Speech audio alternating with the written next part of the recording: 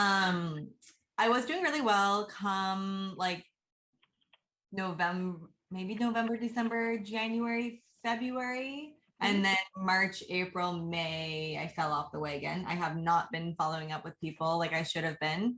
I started delegating one of my agents to be calling for me because I wasn't calling my buyer. So I gave her those on a referral basis. So yeah, so now I just need to get it together.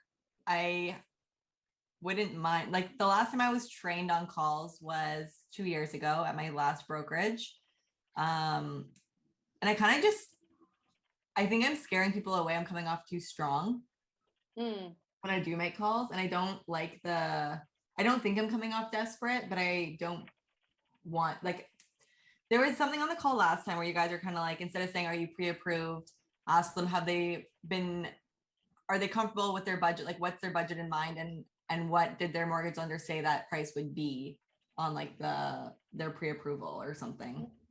It was, what are you looking to spend a month on a mortgage payment? And do you know what price of a home is going to put you there? Yeah, that's it. Yep. So I just, I need to like make mental notes, and I'm going to make some notes too on like what I should be saying to people and what scares people, what doesn't scare people, and kind of build more rapport. So let me ask you this, Paisley, because a lot of this comes down to what your objective is in the phone call. When you sit down to make phone calls, what is your primary objective that you want to see happen? I want them to answer their phone, first of all. Good answer. I want to kind of understand where they're going with things. Like, are they looking to buy it in the next month or 6 months or a year, or, you know what I mean? Kind of get a feel for not at all, right? Sorry? Or if not even at all. Yeah. Like I do think a lot of people lie on their phone calls because they're just busy, or they already have an agent. So I kind of just want to figure out if they're legit or not and what their time frame is, so that I'm not overwhelming them with listings and calling them, but kind of know like where I should be on the, what is it called? Basically how often I should be in contact with them, right? I don't want to overwhelm them. And I also, if possible, I want to set up an appointment with them if they are like legit in the next 3 months. So that being your objective, which is absolutely spot on, is to find out where they are in the process, right? Like you said, a month, 3 months, 6 months, like where are you in this timeline? My question to you is, what do you need to know from your leads to know their timeline? Well, if they have a house to sell, because that's going to take some time too to figure out, you know, a listing appointment and stuff. Yep. If they have kids, because usually people don't want to move when their kids are in school. Family situation, like why they're moving. That's about all I got right now. So what is there about what you just said that is salesy or pushy if you're asking those questions to find out the answers to those? Sorry, you broke up there for a second. What is it in what you just shared with me that would be salesy or seem pushy or seem to be too much? I feel like people just, if you don't have a rapport with them, they don't want to share their personal lives with you. Let me ask the question a different way. Sorry. So you shared with me that the most important thing to find out from them is, do you own, or basically do you rent? Like, what's your current situation? Yeah. Do you have kids? What's your family situation? What's maybe your job situation? As you were talking to me about that, those are all the same questions that you should be asking the people. Because you know exactly what you need to get out of the phone call. You just told me. So it's easy for you to conceptualize, I need to find this, this, and this, but what are those questions that are going to take you down that path to find out those answers? There's nothing salesy about it. There's nothing pushy about it, because how can you be pushy asking a question? Now, if someone comes to me with a Big Mac and says, "You want a Big Mac?" and they're like shoving it in my face, that's one thing, right? Yeah. Yeah. But there's no real way when you're asking a question to be pushy. Unless you're like, "Hey, give me your credit card." Like, "Can I have your credit card?" Like asking for the sale. But when you're asking those questions about, so what is your current situation? Do you own a home now? Do you have to get rid of that home to buy a home? What's the reason you are going to buy? You Yeah. laid out the entire script just on telling me what's important to find out. Yep. I guess I might get nervous on the phone. And here's why. When you go to, well, let me ask you this.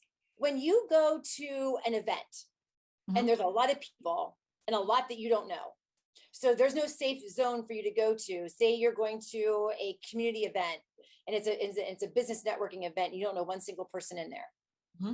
I just did that yesterday. What? I just did that yesterday for the first time. And when you walk in, what are your first feelings when you're walking in, not knowing anybody? Why did I come? Because, okay, why did I pick up the phone? Why am I calling leads? Yeah. Right? So what happened when you went in, Paisley? You're nervous, right? There's some nerves there, right? Well, one of my friends met me there, so I was fine. But if I didn't know anyone, which I definitely looked at some people that didn't know anyone, and I was like, oh, you poor soul. Because it would be overwhelming for me to show up somewhere where, like, I'm in a different city that I don't know. I hope I'm at the right place. I have no idea if I'm at the right place. Looks like I am. Imagine you sit down and all of a sudden it's the wrong speech. Uh-huh. Uh-huh. So yeah, so I don't like doing that kind of stuff. Yeah, because it brings back those not so good memories, right? You're like, oh, I don't like this feeling. I'd rather just run from it, right? Picking up the phone and making phone calls is even worse than that. And here's why. You were able to walk in there and look at people and really make a judgment on if you wanted to talk to somebody, if it looked like you wanted to talk, oh, that person looks like a really cool person I want to get to know. I want to go talk to that person. When you're on the phone, you have no idea what you're calling into. You can't prejudge anything. You can't see anything. You're literally going in blindfolded.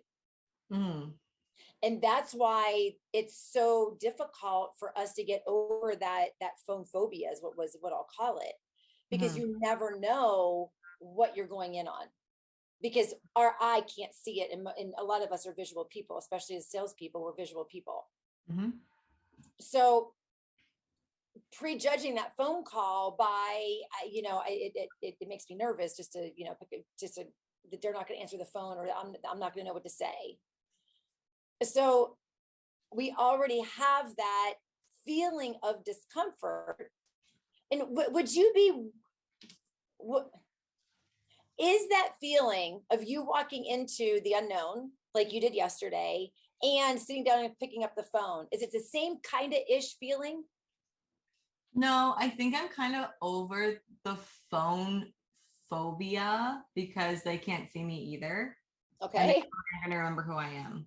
Because when I call, I don't say, hi, I'm an agent. I say, I'm calling from my website name. Okay.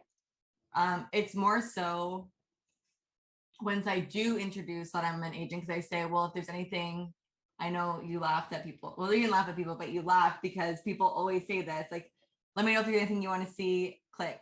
Yeah. Right? Yeah. So when they say that they are looking and everything, I say, okay, well, if anything stands out to you, like, I'm going to be sending you these, let me know. And we can kind of, like, sometimes they talk to a mortgage agent, sometimes they haven't. I have Ronan stuff. But essentially I'll introduce myself as an agent by the end of the phone call, but just so that they stay on the phone with me, I don't introduce myself at the very beginning. Yep. Because real estate agents have a bad name of being salesy and wasting people's time. Yeah. Ronan. But if I was making calls in front of people, like my colleagues, I would be sweating pretty bad because I don't like that. And why? Why? Because people are judgmental. Your dog's making my dog I bark. know. I'm sorry. It's my neighbor. He's always outside. Only when I'm on calls, he's outside. Oh my gosh, that's so funny. But yours sounds a lot smaller than mine. Mine is a lot smaller. But yeah, so I'm usually okay once I get in the role of making calls. It's just like starting that first one and getting into it is not always easy. It's Making not. time for it, yeah. Because it's that like initially showing up. And then you get there and you're like, oh, I got a text message. I don't have to make phone calls. Yeah, exactly. Yeah. Or like calling and just being like, hey, is this person going to waste my time or not? Or like, is it going to be worth the phone calls today? I know it sounds so bad, but it's so easy to be like, no, it's a nice day out. I'm going to go cut my lawn instead. I've literally done that twice now. 100%. Yeah. And you know, this is a good spot to lead into why that organization and why the call filters are set up are so vital. Because it is so easy to do exactly what you just said. Yeah. To get overwhelmed and just go, it's like walking into your kid's room that's like completely clothes are completely out of the closet and out of the drawers and all over the floor, and you don't even know where to start. And it's like peeing in the ocean, right? You pick up a shirt, you like fold like a pile, and you still have the whole room you have to clean up. So it's like never ending. And the call filters are really designed for us to be able to remove that overwhelm or that remove that feeling of I don't know where to go. Because when you have, and I always use the GPS analogy, when you sit down, plug in the destination, it says 550 miles, there's no turns, exits, or any veer offs. 550 miles, a mile at a time, takes a long time to tick off. But whenever you're looking at 5 miles here, 50 miles here, 25 miles here, it's palatable and you feel like you're getting there faster, but it's the same amount of miles. So the call filters do just that. They break it down into increments of priority. Because to your point, Paisley, when you sit down, you want to be able to sit at your computer and know if you get a hold of somebody, it's going to be a higher quality lead than anybody else in your database. And the only way we can do that is to design the filters to bring the priority leads to the top. So that you're not filtering through and, lack of a better term, cherry picking who you want to call. Yeah. Because we spend more time going in to look at, let's see who's over that $2 million mark, and I'm going to call these 5 people. Right? We spend more time looking and preparing than we actually do the action of the phone calls. If everybody was right there, you could boom, boom, boom, boom, boom, boom, boom. Yeah. I've stopped going out of my way calling people. I mean, I shouldn't do this because I don't know if that's like a legit thing, but anyone with a budget under $300,000, I can't do anything for them right now. There's nothing I can do. I'm already driving around like crazy for one person because it was a referral, and it's exhausting for everyone involved. Yep.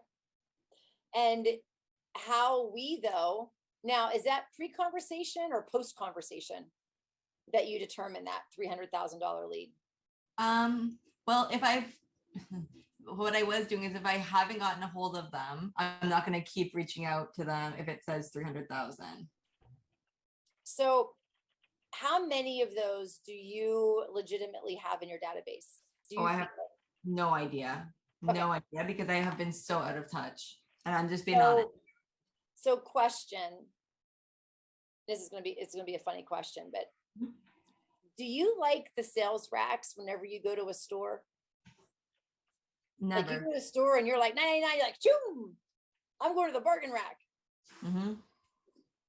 Yeah. Oh, the sales section? Yes. Or even an end cap that's like the special. Yes. Sorry, I thought you were saying the sales reps, and I was like, no, I hate all of them. Oh yeah, I know what you mean. But the price of the sales, right? If they have the today's special, We're like, Mhm. ooh, what's today's special, right? You're automatically going to get gravitated to that. Yeah. So do you think that people that are looking online get gravitated to that one $300,000 property on the market that's like, oh my God, what the hell can you buy for 300,000? I got to see that. True. But how often do you actually buy the sale? How often do you usually buy the end cap? Not very often. But you buy something in the store that you went in to get. Hmm. So those $300,000 leads could in essence be $1 million people, but we don't know until we've had the conversation to find out why they were looking and what they were looking for. Yeah, they could have other connections too, brothers, sisters. 100%. And, you know, a part of adding to your objective on a phone conversation, Paisley, is truly, it's our job. How do I want to say this? It's our job to educate and give the tools, and the bonus is we get to close on somebody. Mm-hmm. Because really, truly, our everyday process should be all about educating people in the real estate market, in the housing industry, in what's happening with sellers, in what's happening with buyers. And as we're conveying what's going on with the market, as we're giving them our expertise, knowledge to equip them, to position them to win, whether it's a seller at a high number or a buyer that we've negotiated really, really well and they didn't incredibly overpay. Mm-hmm. The bonus is we get to close these people that we're educating. Instead of looking at these people like, I don't want to waste my time with you, it's how can I help you understand the market and see if you'll fit into the market, to see if there's a marriage that you and I could actually come into a relationship with and meet your expectations. Mm-hmm. But we're so focused on, if I call this person, they better be worth my time to make a closing. But if I say, you know what, everybody's going to be moving at some point in their life. Am I going to be the person that's going to fit into their life when that time comes? Because it could be in 30 days and it could be in 3 years, but then our only other job is to find out from them, how can I fit in your life, right? Mm-hmm. I would really like to be part of your life and your journey in the home buying process, whether it's 30 days or 30 years. 30 years is a bit much, but you get my point. Mm-hmm. Whenever we change our scope and our mindset to, I want these people to have a really good experience, and there's so many bad agents out there, they have to use me. What can I do to earn their business? I didn't say convince them to use me. What can I do to earn their business that they're going to want to continue this relationship? How often would you like me to check in? When I check in, what would you like me to update you with? Then it takes all the guesswork out of it for us. But I will tell you this, Paisley, it's easy for me to say this because we forget very, very quickly this part of the journey and how much we love helping people. Mm-hmm. Whenever that person that we just spent 2 freaking days and 2 gas tanks of gas, and they ditch us, and we find that they went under contract with a new construction 2 days later. Yeah. Right? I had that happen now. So you can see how quickly we forget and we go back to, I don't want to call it desperation mode, but our tune changes because we're like, you and that for like, I spent 2 weeks with this last person. Like, you just love to vent to somebody. Like, just if you don't like what we're doing, just tell me before we get to the finish line, right? Like, or not get to the finish line. And this is, I'm going to say this has to be one of the most perfect life courses that anybody can be on, is in real estate and sales, to really learn about people and learn about ourselves. Mm-hmm. And that's why I said it's easy for me to sit here and say our job is to talk about, to equip, to help people, and the bonus is the close. Because a lot of times we do get kind of shit on. Mm-hmm. And then it makes what we used to love to do it makes it the job, and then it makes it about the money, because then our minds can't help it. We start then exchanging our time for the lack of money that we're receiving because of how much time we're spending on people, and then we're not getting the reward back. Mm-hmm. And that is what makes us anxious. That is what makes those phone calls different. Mm-hmm. Yeah. Because when we're looking for that paycheck, and we're looking for that close, and we're looking for that person, because we haven't had a closing in the last 3 or 4 months, because we can't get our 4 buyers under contract, because we're doing our job 10 times over what we should only be doing once. Mm-hmm. Well, it's all those agents out there that also make false promises, right? Yep. And then they're like, well, this, and I'm like, well, that does not happen. And then later on, once they're in contract, they find out that they just ditched them and just have them under contract, and they have to use them and won't release them, but they lied about their availability, their commission, getting paid after their sale, stuff like that. Mm-hmm. Well, and that's why I made it my duty that I had to save every person on my website. And that's when my game changed, because my conversations changed. Because I knew if I did everything out of that space of empathy, and my job, I don't give a shit what you do. I don't care when you buy. I just want to make sure that you're educated, that you're making your decisions based upon the information you received, and not because you feel loyal to somebody. Yeah. That's my job. Because if you go and you have a bad experience with somebody, I can't help that. Yeah. If you have a bad experience with me, I don't want you to. So I'm going to ask you, in our buyer agency, this buyer agency agreement is not for you to sign for you to commit to me so I get paid. This is for you to be able to hold me accountable, because when I have this sign with somebody, you are my only client. And I may have 5 other clients, but I want you to feel like that I'm your only client. And by you signing this paper, it's holding me accountable to promise what I'm telling you I'm going to be doing. So please, if anything, if there's ever any reason why you would want to cancel this agreement because I don't live up to that, can you please tell me so I can be better? Yeah. Oh yeah, I've told people that before too.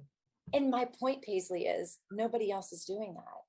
Mm-hmm. So it is honestly, you're doing your community a disservice by not calling the people in your database and telling them that and saving them from a horrible experience. Because there ain't no other agent out there that has empathy and cares as much as you do, or you wouldn't be on this call right now. Yeah. And that's what changes the game, because you're like, oh my God, I gotta call these people. I gotta save them, because if they go with XYZ competition, oh my God. Well, especially right now with all the things not closing. Yeah. No idea. Oh, I just lose my deposit. I'm like, no, you lose your deposit plus that $200,000 that you caused damages for that seller, which is insane for us anyways. I don't know about over there, but in Canada, in Ontario. Yeah, and that's where buyer beware, right? Buyers need to know. And I don't even mind talking to people on the phone that are already under contract. Oh, you will? I always, I'm like, I'm sorry, I can't say anything. You need to talk to a lawyer. So you haven't heard my story, and this warrants a repeat, because we have a lot of people on today, and this definitely warrants a repeat, because this is the real life truth. I had a lead come in. I called her, asked her if she wanted to see the property. And she says, actually, no, I was looking in that development to see what the sales prices were, because we just put a contract on a property. And I said, okay. I said, did you find what you were looking for? She says, yeah, no. She said, the one we wrote on was 320. And I pulled the subdivision up, and I said, and what did you find? And she goes, well, I really haven't found anything yet. I just saw this one that was on the market. And she goes, I was just wondering. And she says, can I ask you a question? And I said, sure. She said, is $400,000 too much to pay for this home? And I said, which home is it? I pulled it, and I said, I can't tell you what's too much, but I said, when you wrote your contract, do you have an appraisal contingency? And she says, what do you mean? Now, here's why I can talk to her. She came into my website with her phone number, her email address, and her name. Mhm. I call her, she's asking me questions. That's okay. I Mhm. did not call her to steal her. Like, it's not like calling a home that's actively on the market, right? Yeah. So as we moved forward into the conversation, come to find out, the home was at 320. 350 was the number. There hasn't been a home that sold over 350 in that neighborhood. They wrote a contract at 400 with no appraisal contingency, and they did not understand if the appraisal did not come in, that they would be liable for the extra $50,000. And she Uh-huh. said, and I had to explain that to her. She says, what would you do? And that's where it gets dicey, right? I said, I can't tell you what to do, but hey, if I was talking to my mom and my mom was in this situation, this is what I would tell my mom. Mhm. We closed on her 2 weeks later because her agent fired her. Because her agent told her she needed to make up her mind and know what she needed, what she wanted to do with buying a home. Mhm. There's a lot of those. The agent fired her, but that buyer was still loyal to that agent. So was she under contract firm or was she conditional? No, it was submitted. The contract was submitted, and they were waiting for the date once they called highest and best. So it was a Saturday, and they weren't reviewing the offers until Monday. So they pulled their offer. They changed it. Yeah, they Holy. changed it. And and then after that, they didn't take the offer. The other agent sent her another property that they went to see. I'm following up with this lady. So I knew that she was going to talk to the agent about changing the offer, right? I called the lady back the next day, and I said, I'm just checking in to see what's going on. She goes, yeah. She goes, we changed the offer and they didn't take it. I said, okay. I said, by chance, do I still have the ability to earn your business? I was on speakerphone in her car. Her husband goes, yes. And I started laughing. He says, I am tired of our agent taking the properties that my wife finds online and then showing, and we're always late. He says, I need an agent that's going to find the property so my wife doesn't have to. Yeah. I said, well, you found the right person. I had my agent send her properties. I said, Kimberly will be sending you properties tonight. She'll be calling you back tonight. You can go through them. Well, she never got back to Kimberly. So the next day I called. I said, Huda, she's Indian. I said, Huda, I said, we sent you properties. What happened? She says, well, the other agent sent me this property and I went to see it. And she goes, I really think I want to write a contract on this. And I said, with her? She says, yeah, I just feel loyal to her. She's done a lot of work for us, yeah. Okay. So her daughter then went to see the house. Her daughter didn't like it. And she said, I'm not going to write an offer on it. And that's when the agent fired her. She says, you need to make up your mind. I'm writing you offers and you're not winning. You want to see, you want to see this house. You want to write an offer. You don't want to write an offer. I can't work with you anymore. They were all townhomes, Paisley. We got her in a single family home that she never thought she could have got into. Yeah. And that's the thing, right? We got them the home of their dreams. They were crying at settlement. I can't believe I got a home. I can't believe I have my own backyard. They never looked at a single family home with the other agent. Yeah. And that's what I'm talking about, right? When that passion changes so much, I cared about her. I didn't give a shit if she used me or not. I cared about her. Mm-hmm. And here's the thing, even if they would have gone to settlement with that other agent, their next sale, their friends, their family, who are they going to refer? You. Exactly. So no conversation is ever a waste of time, because you never know what it's going to lead to if we're truly emitting, I don't even know if that's the right word, like exuding the passion to help people. Mm-hmm. Yeah. And it's so easy to lose that, Paisley, because we get beat up in this industry. And it's hard to want to commit to people. It's hard to want to pour everything in people because they shit on you in a drop of a hat. Mhm. But if you keep it up, then you'll get referrals, and referrals are always best. Lifetime value of a client. Yeah. And when we're doing what we're supposed to be doing, that that lifetime value is going to be compound. Mhm. And when you look at your database and you look at the leads that you're calling, keeping that in mind, that no conversation is ever going to be a waste of time, because even if they're not buying now, it doesn't mean they can't refer you. 100%. Yeah.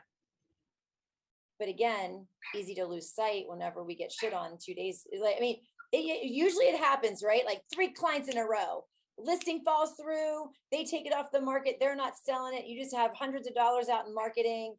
The buyer walks, they're just frustrated. They don't even want to buy a house anymore. And then you have a deal fall through the week before settlement. Mhm. Why are we in real estate? For the roller coaster ride. Well, when it pays off really well. Sometimes you I find said when it pays. You could be in commercial real estate, right? And wait years for money. No, I would never. I would know, never. right? No, not my thing. But no, when you get the good clients, it makes it 100% because you build the relationships. Like I build personal relationships with a lot of my clients that they'll just call me and invite me over to go swimming at their pool. And don't you want more of those people? They're sitting Yeah, on your website. 100%. You just don't know who they are yet. 100%. Find your new BFF. Yeah. Yes, exactly. So all right. So with that being said, I always have to ask, what has been your biggest takeaway just out of that conversation? consistency will find you the right people, and you're not going to win them all, but if you're just consistent, you'll get more out of it. 100%. Less roller coaster rides. Yeah. All right. I just resent a code. I don't know. Maybe it didn't resend. I'm gonna have to refresh here. Because I sent the code a while ago. I doubt that it kept. I have to log back in because it bounced me out because it was sitting there too long. I just think it will be important for you to understand the filters, why the filters are, and understanding priorities. And while I'm getting in here, okay, you should be getting a code here. Did you get one through your phone? Me? Uh-huh. Oh, yeah. You want me to say it? Yep. Oh, 1367.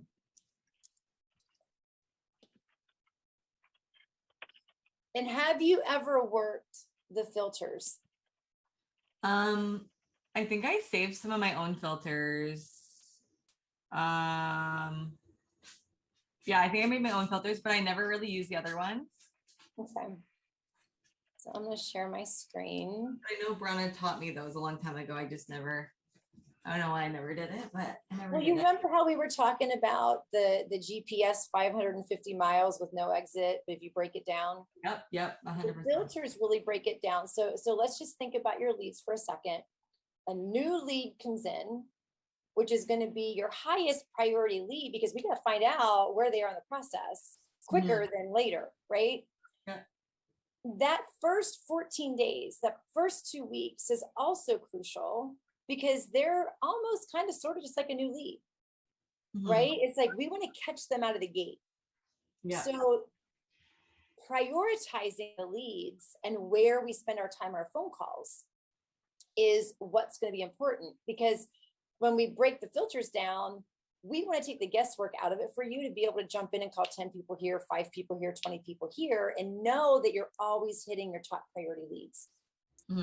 Your top priority leads are new coming in to going 15 days, 16 days old.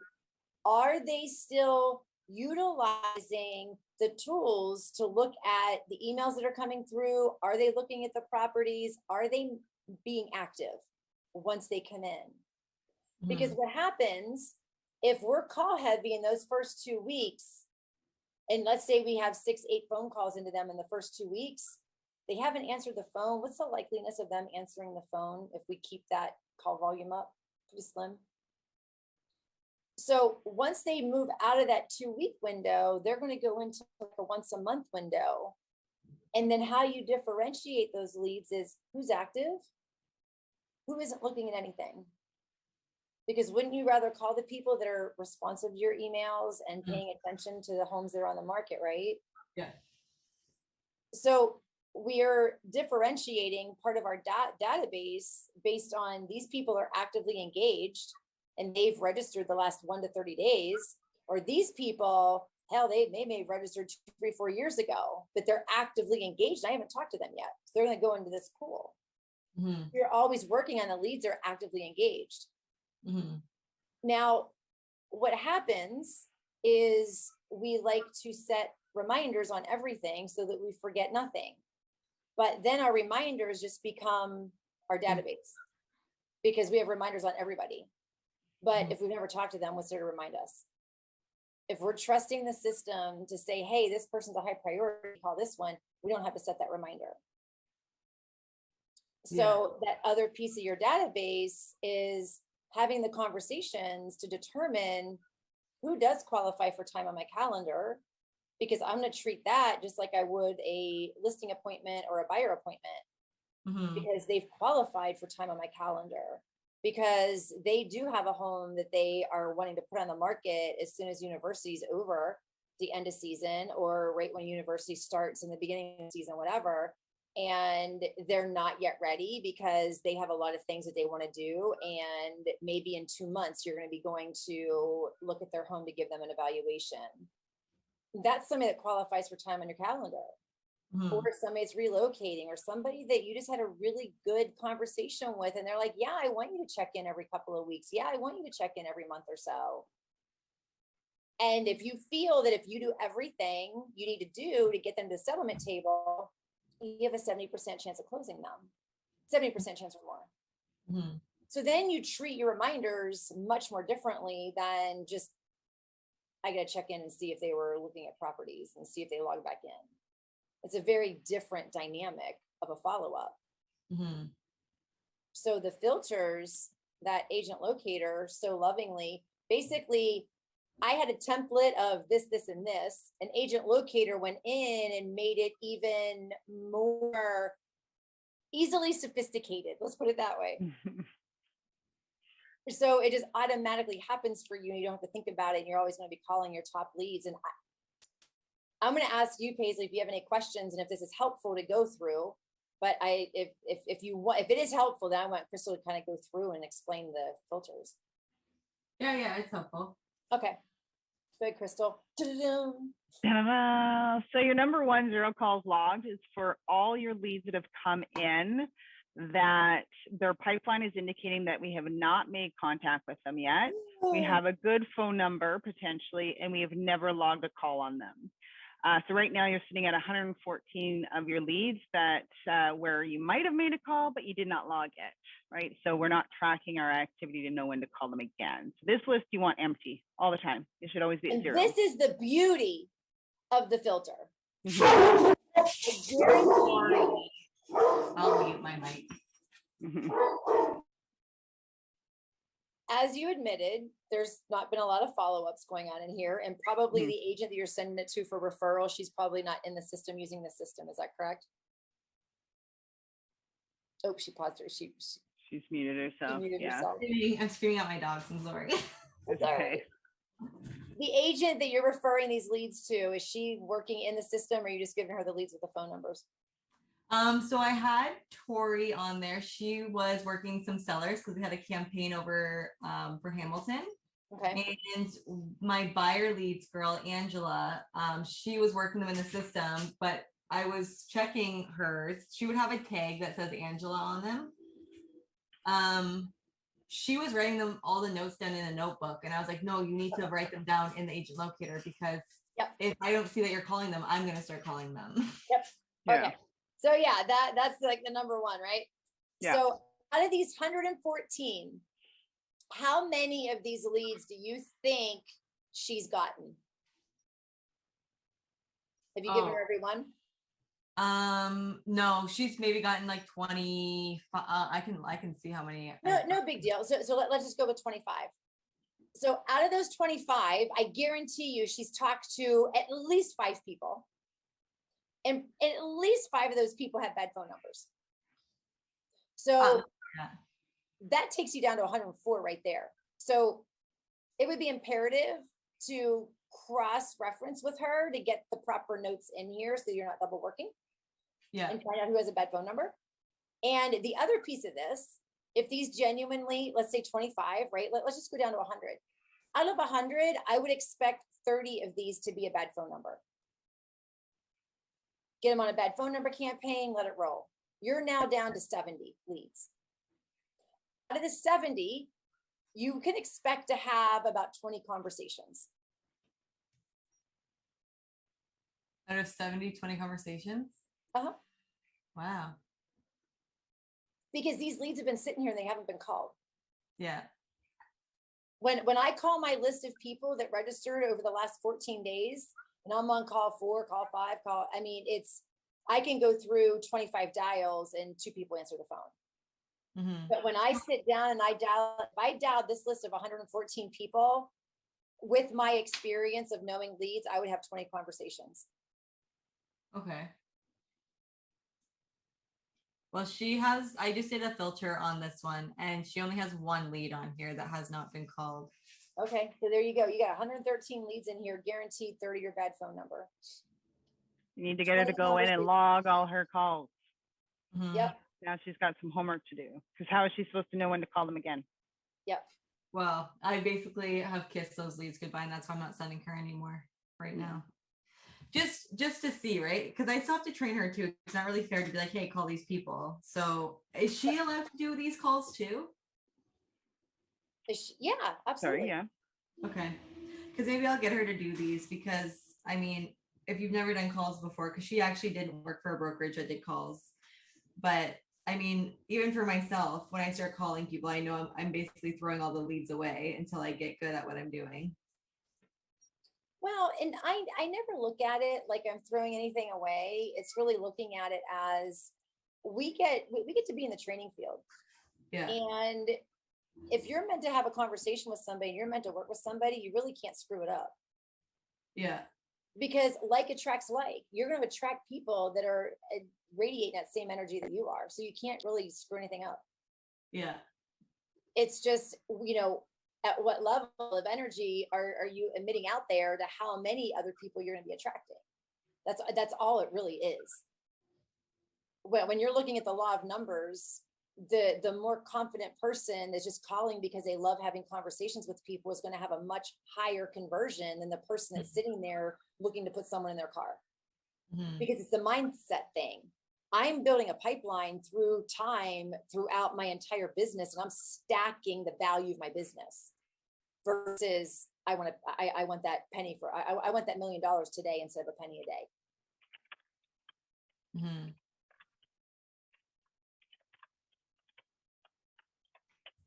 So, as far as these conversations, there's gold in here, and don't ever kiss a lead goodbye until they tell you, until they died or until they bought or tell you to kiss off. A lead is a lead. Yeah. And honestly, sometimes we're closing leads that we've had 7, 8, 9 years in our database that we never worked with before. You never know where people are in the process. And in my opinion, the average is around 7 months based on most of the closings that happen in the databases, because nobody else ever follows up to really know what the total lifetime value is of your lead. But there's 5 years, 6 years, 7 years people in here. There's 1 year, 2 year. And especially right now and today, you're going to have a ton of people that got beat out of this last market and just gave up, and they just started running again. So come next year, they're going to be out in the market, and depending on when that market is, the person that stayed following up and the person that stayed in touch is the one that's going to win. And I can promise you this, it ain't going to be the agent they were working with this year. I can guarantee you that, because we don't follow up. Yeah. It's going to be the one that makes it convenient for them. And if we're not consistently in our database we're never going to accidentally get to be the convenience for somebody in our database. Mhm. Yeah. And that's what it really comes down to. If you ever called somebody like, oh my gosh, I was getting ready to call you. You know, I mean, Yeah. yeah. And it's like, I don't know. I'm that energy freak that it's just out there. It's, why did I sit down and make calls today? I'm so glad I sat down and made calls today. I wouldn't have met you if I wouldn't have made calls today. Mhm. Yeah, I think once I have this training, like more under wraps of like how to use the system and everything, because this agent is switch brokerages with me. She's going to be coming on in the next week or so or two. I'll probably end up setting her up in the office and doing phone calls with her, and then we can at least give each Yeah. other advice and tips, and then we can follow up together. And to Crystal's point, once you have one call in here, you're going to be eliminating every single phone call you make out of here. Not only, and nobody's ever, they're not going to fall back into a particular filter if you're having those conversations and contacts, and if you're moving the bad phone numbers. So what you need to understand in the system right now is call that lead filter. Hmm. Need to make contact, call that lead filter. Crystal, based on the amount of leads, because I saw she has like 391 leads or something in her database. In a normal database, what do you usually find when it's worked consistently and the need to make contact? Because these are leads that you never spoke to. What it normally would look like? Yeah. If somebody was in here every single day. Yeah. Like I've got it varies, but if maybe 20 at most. I have one guy that does $1,000 a month solo, and all his filters are emptied daily, and it doesn't take him long because he's consistently in there.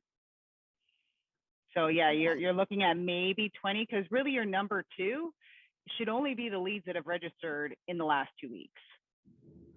That had one call. That have had one or more call, because if you're consistent in there, you're more or less going to be getting them to answer by the 6 to 8 call attempts. And if not, they're going to fall into non-responsive and move into your number 4 filter to call them weekly instead. Exactly. And that's what I want to make sure we all understood too. Out of these 104, Paisley, again, 30 of these are probably bad phone numbers that shouldn't even be in here at all. Because they probably weren't recognized. Because usually what happens is on that first dial, the third party dialers don't recognize a bad phone number. They'll just ring and ring and ring and ring and ring and ring. And we just go to the next call. And we're not really verifying it by dialing it to see if it is indeed a good or bad number. So once you eliminate the conversations that you're having and you eliminate the bad phone number, you don't have that many people that you have to follow up with that actually do have a good number. That makes sense? So, have you ever heard the term how to eat an elephant? No. Do you know how to eat an elephant? No. One bite at a time. Because if we try to eat the elephant in one bite, we would never be able to digest it. So I'm not telling you to go in here and call those 114 people in that first filter. Yeah. Make it a game and set yourself a goal of 5 leads or 10 leads or however many calls you want to make based on what your goal is for tomorrow and the next day. Just set yourself up on 3 days and say, okay, I want to call 10 leads today and time it.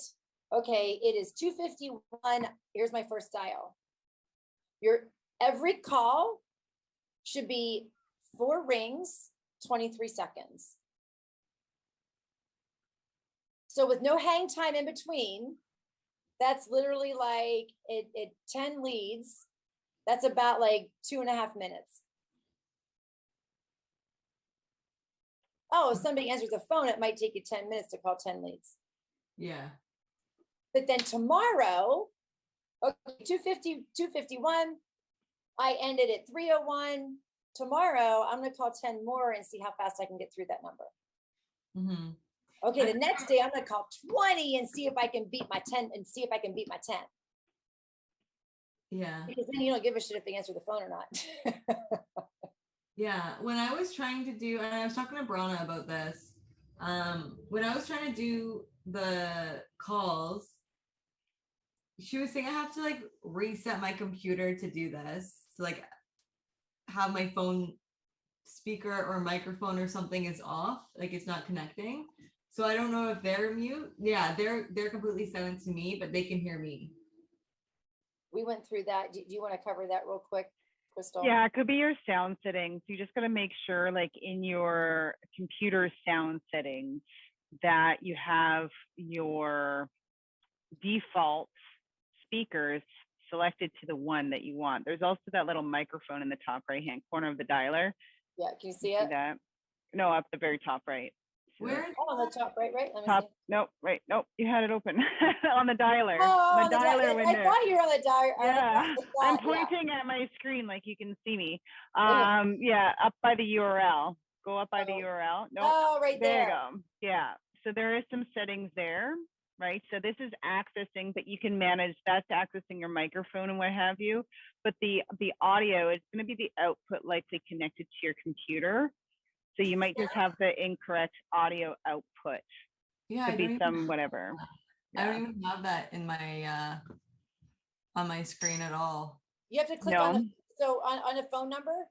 Can you Yeah, see my screen? but the microphone at the top, it just has a lock there. Are you Can you in? click on it though, or no? Yeah, it just says I'm on the Safari. Do I need to be on Yeah. Chrome? Yeah, you might want to be on Chrome.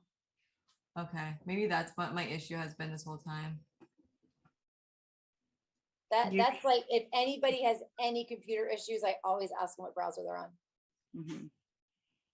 And you can get headset, which will help eliminate some of that, because then you connect your headset to everything. Yeah, I do have Or a even your like, it's your Apple earbuds will typically connect as well to use, right? So yeah. So maybe that's what I'll try from now on, because I was so yeah. awkward when that happened. Because I was like, are Well, they gonna- just test the audio before you make a call, because you can push the button to see if you hear it and push the button to see if it's, taking your voice into, like, if it's actually picking up your microphone. Mhm. I wonder if they'll let me log on here. But while you're doing that, don't feel like you have to set the world on fire tomorrow. It's kind of like going to the gym and like going to the gym all day on January 1st. You're like, I'm going to work out. You haven't worked out for years. I'm going to work out. I'm going to go there every day for an hour. Mhm. And then by the second week, you're like, okay, it's going to be a half hour. That's going to be 15 minutes. That's going to be not at all. So Mhm. I don't ever suggest going in balls to the wall out of the gate. Just start off at 10 at a time, and just get through it and make it a game and see if you can beat your number. And this is where your tracking comes in. Oh my gosh, I called 10 people. I had 2 conversations and 2 were bad phone numbers. And tomorrow I talked to 5 people and only 1 was a bad phone number. Mhm. Then you're able to really break down how many phone calls does it take to get to somebody qualifying for time on your calendar and going to closing. And it's kind of that investigative stage of how many licks does it take to get to the center of the lollipop. Yeah, I don't know. It's saying that my microphone is shut off, but I don't know how to turn it back on. Your sound settings on your computer usually. And you Well, might what's have weird is- done that when you originally opened up the dialer and you said no.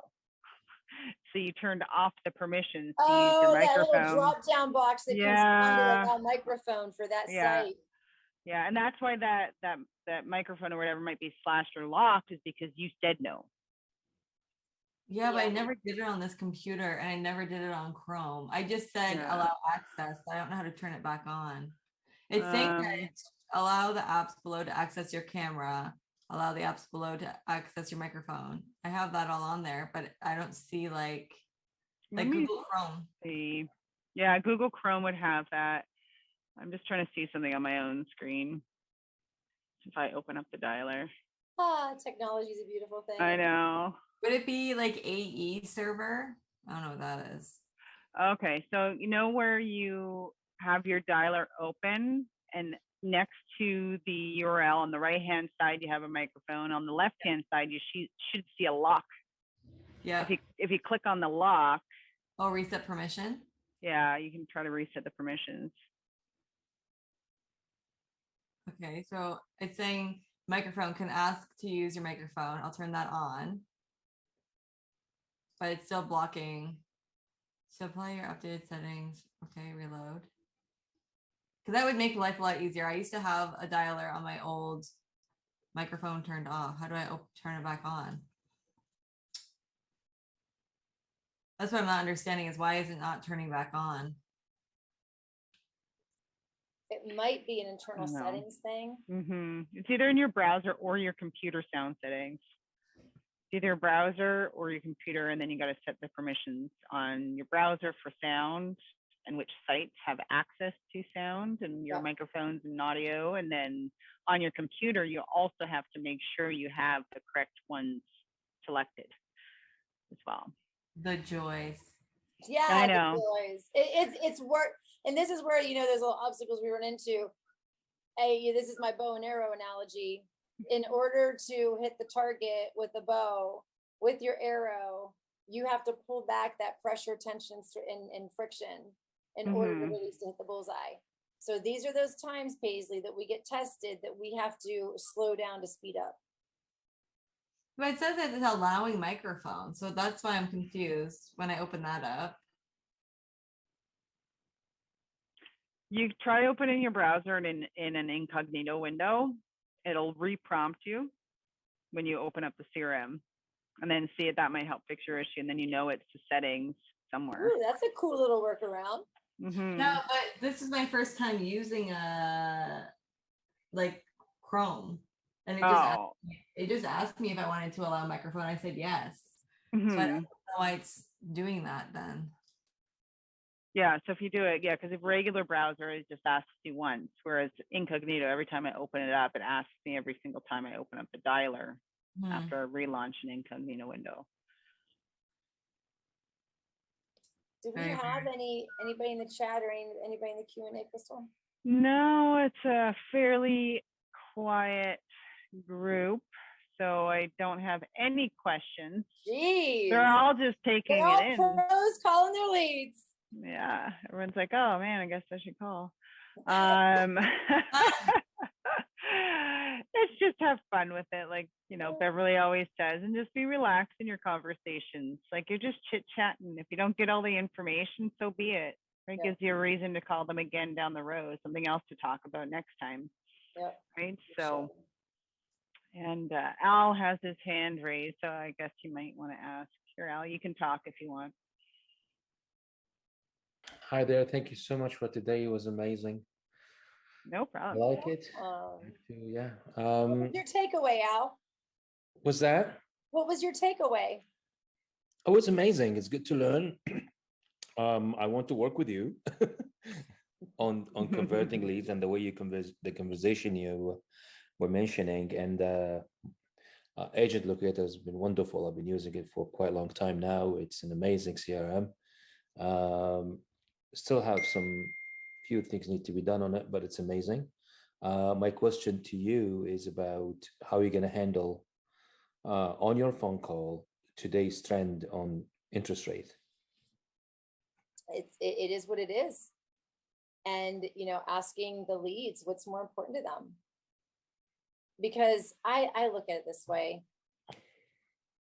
I never want my clients to get too caught up in the interest rates and the price, because what it all comes down to is what they're paying monthly for their mortgage.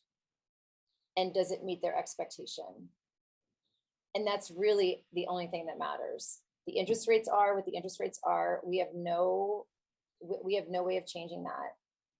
Prices, we really can't change the market. So this is A and B, or A and Z. How do we bring them together? And do it make sense? So I would just honestly encourage them. I understand interest rates are going up. However, it doesn't seem like it's going to get any better. It's going to continue to rise. So let's look at what you're comfortable paying in a mortgage payment monthly, and let's see if we can nail it there. So that's the buying power. Mhm. Is that helpful? Yeah, absolutely. Most of them, they're asking, I get this question now on a daily basis, that what do you think market will go? You know, what will happen? And do you think the price is going to go down? Or even when we're putting an offer on property, they're suggesting a ridiculous number. And just because they're taking to, you know, unprofessionals involved in our job big time, who just either a tire kicker, have nothing to do with real estate. They just analyze the market the way they like within their understanding. They're not every day in the market, but they just keep on predicting and call themselves professional. They're not. They're not even realtors. But everyone predicting the number is going to go really low. The prices, the house market is going to crash. And so the moment I call someone just to follow up, for example, new lead signing up on AgentLocator, I call them back. I say, hey, how you doing? My name is Al, the whole thing. And the first thing I ask, yeah, what do you think the market will go? I go, oh, here we go. So I knew they're gonna ask this question, and I would have fun with it. Say, you know what? I want to know what you think. What do you think's going to do? The market's going to do, and just say, yeah, I don't know. I don't know. You know, it doesn't seem like the prices are ever going to go backwards. And just open it up as a friendly conversation, and just joke with them and say, gosh, if I knew what the market was going to do, I'd probably be a millionaire, because it's not about what I know what the market's going to do. If I knew what the market was going to do, I would have known what the market would have did. And I'd be a millionaire right now, but I'm not. yeah, And yeah, that's make a joke of it, make light of it, and Yeah. put it back on them. And then you get a taste of, when you put it back on them, of where their head is. yeah, it has to be like that. It Yeah. has to be on them. Well, I don't And know. What again, do you think? yeah. Well, I'll give you my opinion after you give me yours. oh Well, yeah, you're that's the expert. I don't. What do you think? And then that's when I'm like, well, if I knew, I'd probably be a millionaire, because it's not about what I think the market's going to do. I would have known way back when what the market was going to do if I could predict the market. now, well, eventually we all know that the market has cooled down a bit, Mhm. and I've noticed 2 weeks before that the market start picking up again, and then the news come up on interest rate again, and the market is kind of cooling down again. And I know that 2 weeks from now the shock is gone, and everybody will everyone knows that the market will go back to normal. The Canadian market is very strong. There's always demand on real estate, and it'll be always be it's always a hot market. If I would advise my clients to wait for the market situation and condition, do you think that's a wise thing or not? Ultimately, it's their decision. What, Mr. Buyer, what's more important to you? If you stay in your home right now and potentially wait, you're making a mortgage payment on, assuming they own, you're making a mortgage payment on a home right now. So all of that money that you're putting down is going into the home that you currently have right now. Is it more important to you to stay here, continue to pay on this home, not knowing what's going to happen with interest rates, what's going to happen? Because if interest rates continue to go up, as what seems to be projected, you're going to start losing principal, because your home isn't going to go up in price again. So are we wasting time over the next 6 months for the market to not move at all in price? Because if you're waiting for the interest rates to come down, you're losing money on your home, because we know what we can sell your home for right now. But if interest rates go up, market dynamics change. Not only are you not going to get more for your home, potentially you could get less than what you would today. So is it really about the interest rates? Because if we can find you a home that meets your monthly payment, do the interest rates really matter? No, absolutely not. It's what Does you that make want. sense? Well, yeah, 100%. So make it about them. What's more important to you? Because in essence, it's not about the interest rate. The world has told people, don't buy high interest. Yep. Well, if it works and you pay it off, who cares, right? And here's the essence of a 30-year mortgage. Who the hell keeps a 30-year mortgage at the same interest rate they got 30 years before? Nobody. Exactly. So it's only that interest rate until the interest rates change and you refinance. Yeah. Absolutely makes sense. Good. Yay. Always, Great always question. appreciate it. Always appreciate it. My Thank you so much. pleasure. Thanks for jumping on. I gotta jump, but it's always a No pleasure. worries. Guys. I will see Likewise. you in 2 weeks. Sounds good.